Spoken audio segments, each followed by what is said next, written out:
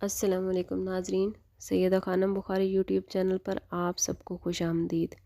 ناظرین، اس ویڈیو میں ہم بات کر رہے ہیں جیمنائی یعنی برج جوزہ کے بارے میں کہ 27 جنوری سے شروع ہونے والا ہفتہ جس کو ہم اینڈ کر رہے ہیں 2 فروری پر، جیمنائیز کے لیے کیا معاملات لے کر آنے والا ہے۔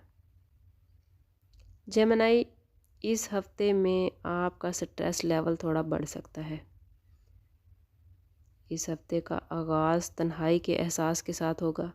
صحت کے کچھ مسائل ہو سکتے ہیں۔ گھر کے ماحول کو پرامن رکھنے کے لیے گھر کے افراد کے ساتھ ہم آہنگی کو برقرار رکھنے کی ضرورت ہے، ورنہ کسی قسم کی بحث و تکرار ہو سکتی ہے جس سے آپ کا سٹریس لیول زیادہ ہو جائے گا۔ جیمنائی، اس ہفتے کی سب سے پازیٹیو بات یہ ہے کہ وینس 28 جنوری کو اپنی بہترین پوزیشن پر جا رہا ہے، جو کہ آپ کے 10ویں گھر پائسز میں ہے۔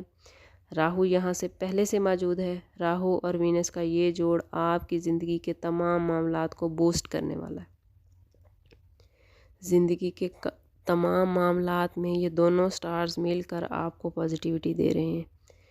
آپ کے دماغ میں نت نئے آئیڈیاز آئیں گے، آپ کی شخصیت گروم ہوگی۔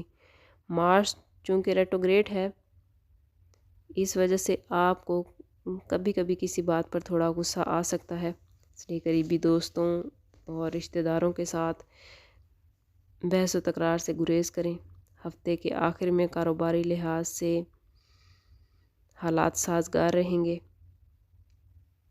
ملازمت کی جگہ پر اس ہفتے جیمنائی سکون رہے گا۔ شریک حیات، والدین اور بچوں کے ساتھ کوشش کریں کہ زیادہ سے زیادہ وقت گزاریں تاکہ کام کی وجہ سے آپ کو جو سٹریس ہے وہ ختم ہو۔